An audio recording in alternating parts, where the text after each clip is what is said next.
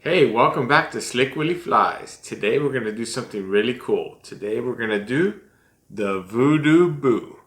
This is a fly that's a variation, my variation, of a fly that was sent to me by a guide who fishes in Florida in Mosquito Lagoon. Here's the fly that was sent to me.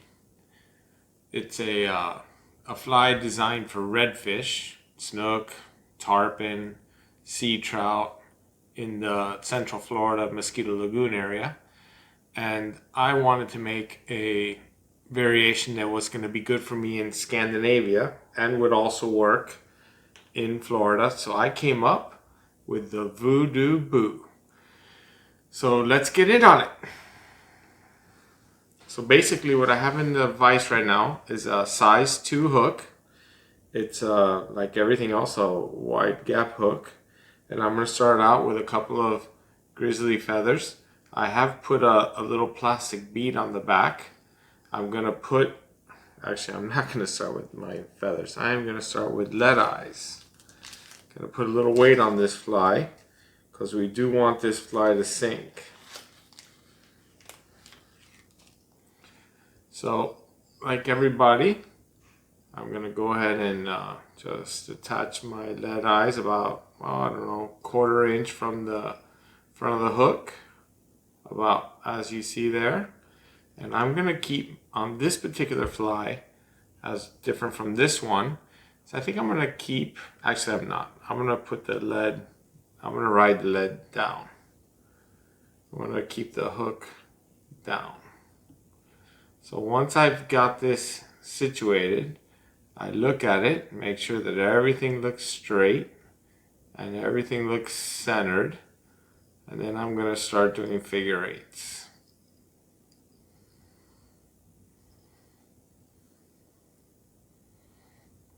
Once I'm happy with how it looks, and I am,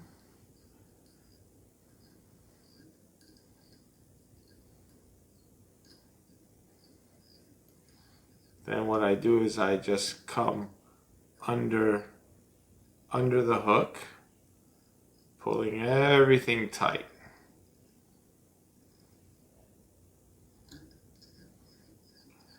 And that is seated really well. If you really want to make sure it's seated, you can hit it with a little glue. I don't really want to wait for glue to set up. So what I have here is a little bit of UV resin. And if you zap it with a little UV resin, it is not going to move.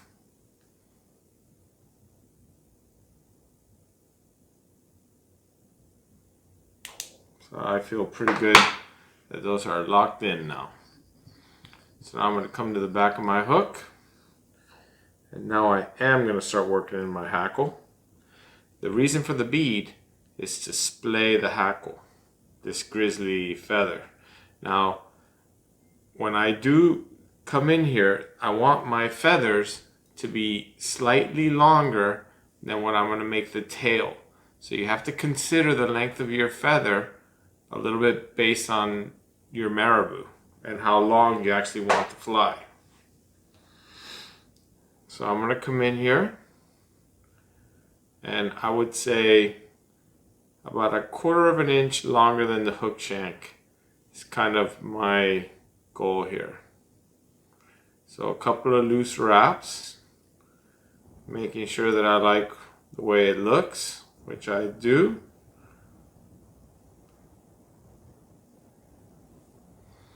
And then I lock it in. I take it all the way up because I want to build a body. Bring my thread back, and now I'm going to do the exact same procedure on the opposite side.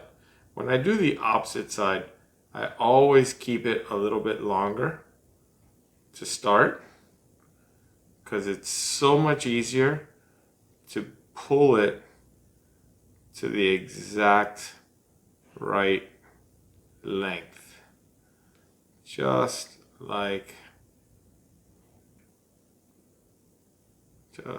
that. That looks good.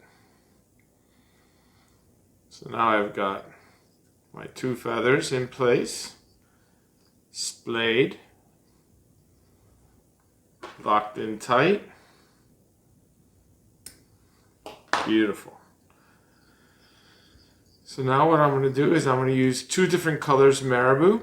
I'm going to use first a little burnt orange. And my burnt orange, I'm taking off of a select feather because I'm not going to use the Marabou stem. So I'm just peeling off a clump, making it even in my fingers.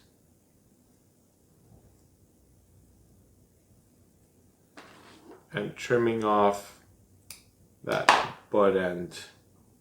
So you end up with a nice little clump of Marabou. And I'm going to actually put it on the bottom. Now the reason I spin my bobbin is that'll make my thread, just like you saw there, loop the way that I want it to loop. It makes it easier for me to catch my material. So I'm going to put my material on, all on one side, doesn't matter. And now I'm going to go ahead and capture it, which I don't think I did. Let's do it again.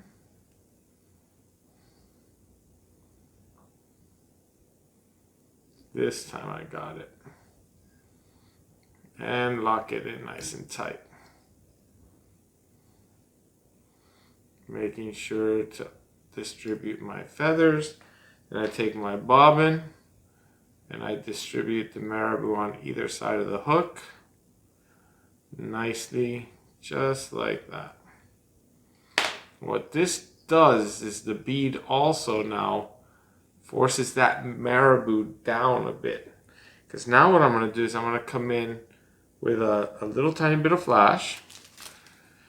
In this case, I'm going to use 2 strands. I'm going to use 1 strand of red and 1 strand of gold. And the reason I'm using red today is because I'm out of copper. But red is good. I like red also. But I really like copper. But I ran out. So we're using red. You know, the truth is that I don't own a tackle store.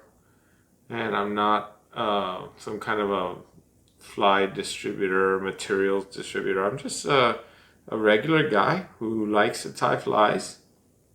Specifically, I like to tie flies that fish. I don't tie, you know, those super realistic flies. I tie fishing flies. I like to take my flies out and catch fish. So I'm going to go ahead and tie this on the side closest to me first. Lock it in like I've done.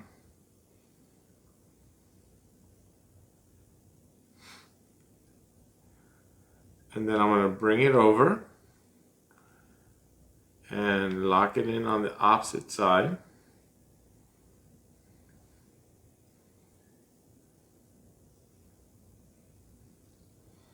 And bring it down the opposite side. And I'm going to trim my excess. I'm going to trim it slightly longer than the Marabou. Just like that. Nicely done. Now I want to take 1 piece of gold Flashabou. And I mean, you can use any color you like. Another color that I like to use a lot is Mirage Opal. But today I'm just in the mood to use gold. I don't know what, something just, I don't know. When I ran out of the copper today, I was just in the mood to use some gold. So here we go. So I'm just, again, going to double up, but this time I'm going to keep the gold on top. You know, when I double up, I try to keep them not exactly even. I like to have some,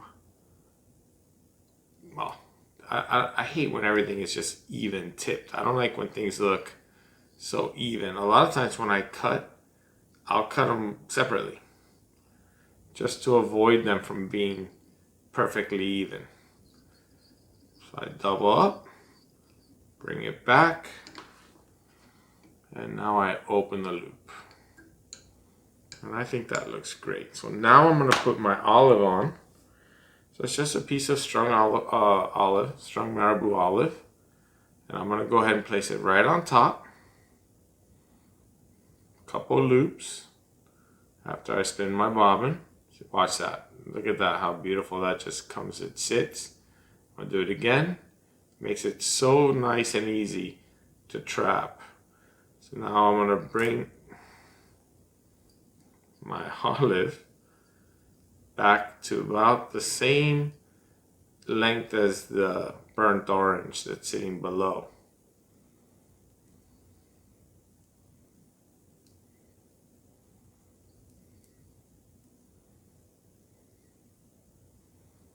About, maybe that's a little long. About, I think that looks good. Then I'm going to lock it in. And I am going to take this olive up to the eyes because it's going to help me build the body.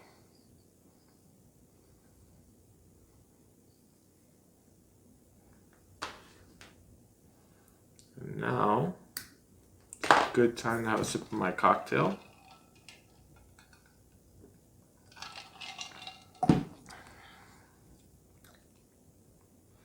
Nice.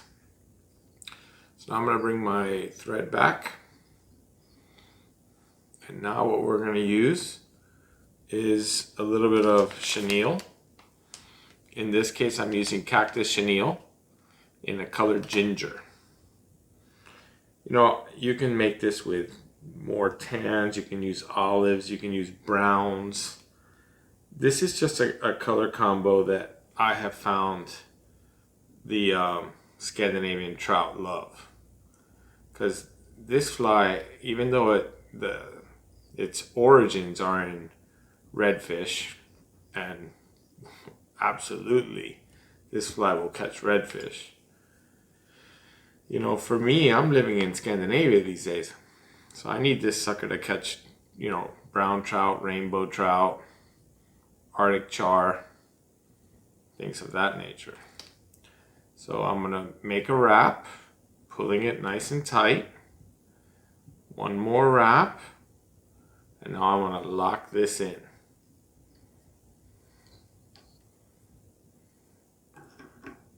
But I'm not gonna cut it off. What I'm gonna do now, move it out of my way. So I'm gonna take a little bit of Bugabou, and this is barred orange. We're gonna end up using 2 Bugabou feathers. The nice thing about this pack right here, this is MFC, and the nice thing about this is that every single feather is good quality. There's a lot of other materials that you buy where you get some good feathers, but not every single one. That's a pack that I've had good success with. So I'm gonna go ahead and place this right on top. I'm gonna bring my thread over, just like before.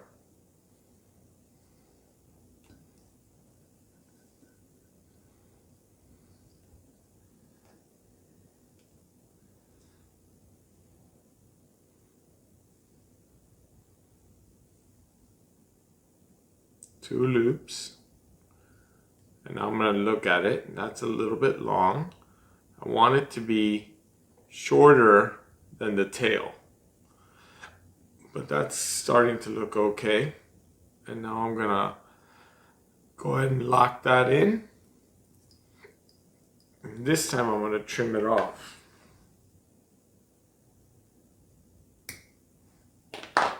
Nice.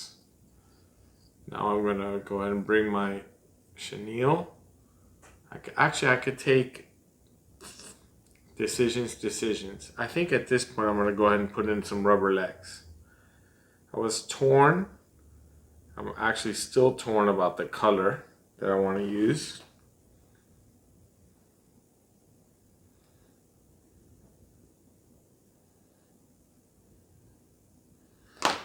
But we'll go ahead and do it. I'm going to get the chenille out of the way again. Bring my thread back to where it was.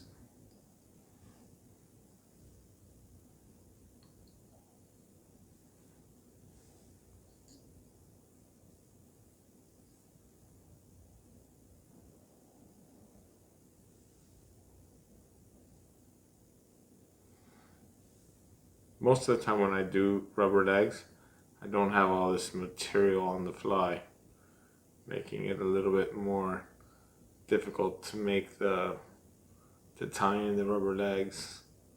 I know a lot of people don't do it the way I do it. A lot of people will just do a loose wrap over the top. We'll try to do it the more traditional way. That's what we'll do. A loose wrap over the top. Then you look at the legs. They look alright in their placement. So you come back on the opposite side, kind of like a figure 8, and make a wrap. And then you lock it in. That actually worked nicely. That's the more traditional way of putting in rubber legs.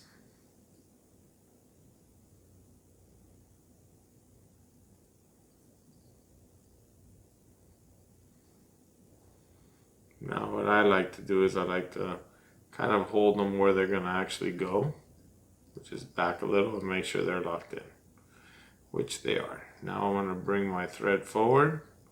I'm not going to worry about cutting my legs to the right length yet. I'll do that when the fly is more completed. So now, without catching my rubber legs, I'm going to start wrapping a little bit more chenille. I better not use the rotary. Now I better just do this the old-fashioned way because I got rubber legs and it will tangle everything. So I want to make sure I don't see my legs on the other side.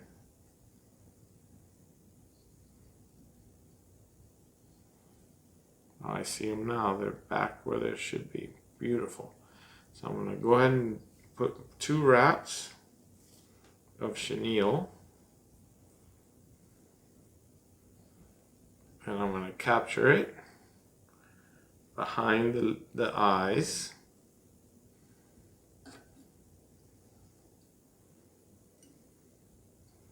Just like that. Use that to keep the chenille out of the way. And now I'm going to get my second feather.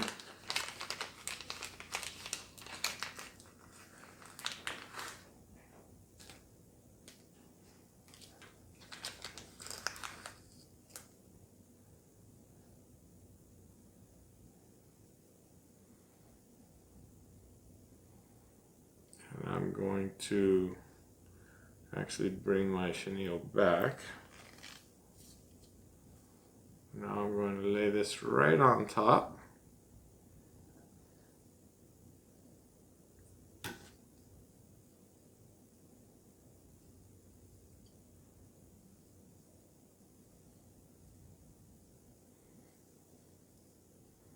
One right behind the eyes, 2 right behind the eyes. Check the length. Not too long, not too short. Pull it tight, wrap, come forward, give it a couple wraps, and cut off the excess.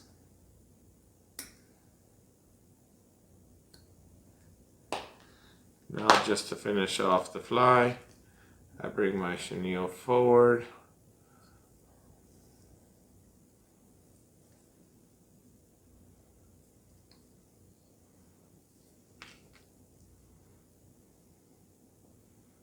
And once I'm happy with the chenille, which I'm pretty sure I am, I just make sure I capture it nice and tightly, which I am doing.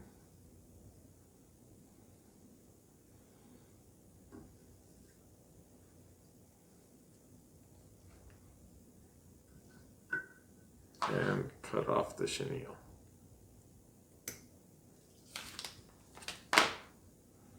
Now I just bring everything back.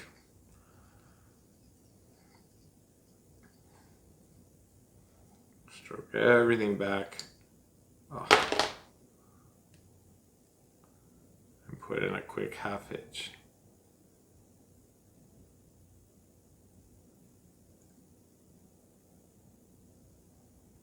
Got lucky there. I was gonna do a whip finish.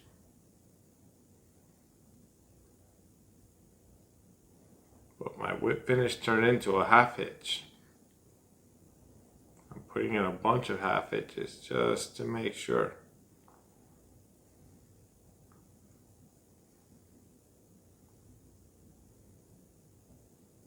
Yes. All right. Cut off that little piece of thread.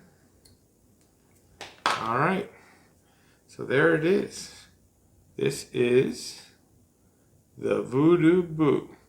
The only thing left to do is to cut the rubber legs. I don't really like them longer than the fly.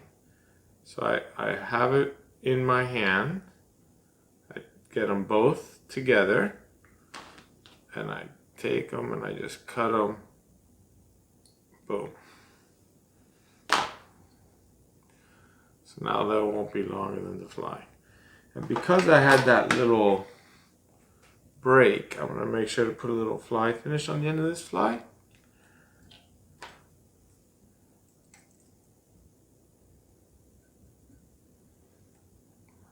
Make sure that that knot stays locked.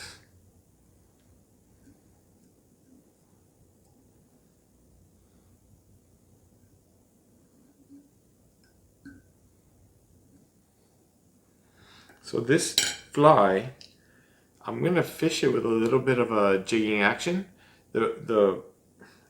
I personally like this fly when I'm fishing rivers that I know have browns. It should sink pretty good in moving water and give me some great jigging action. The Marabou, as everybody knows, absolutely just comes to life. The rubber legs, for some reason, drives trout crazy. The flash it's not a lot of flash, but it's got, I think, just enough flash to make this fly really just go bananas. And then I will use the exact same fly pattern and I'll tie it on a size 1, a 1/0, a 2/0 saltwater hooks and take it on my next trip down to Florida and just go have a blast with redfish, sea trout, tarpon, snook, just about anything that will eat a crustacean, because I think that they confuse this for a crustacean, at least in that brackish water anyway. To me, I think that they think this is a crustacean. But it's a great fly. You saw it's a super easy tie. And this is my little version of a fly that was sent to me by a Mosquito Lagoon guide. I'm not saying his name because I'm not here to promote brands or anything, but pretty much all the guides in Mosquito Lagoon are great guides. So you're not going to go wrong with any of those guys. And same thing down in the Florida Keys or pretty much anywhere. Florida's so competitive. The guides are so good. They're so knowledgeable. You'll have a great time. You know, you could feel comfortable going down there and hiring a guide, that's for sure. But I hope you enjoyed the fly. If you liked it, I hope you hit the subscribe button and you'll see a lot more of my ties. The VooDooBou. Thank you for watching.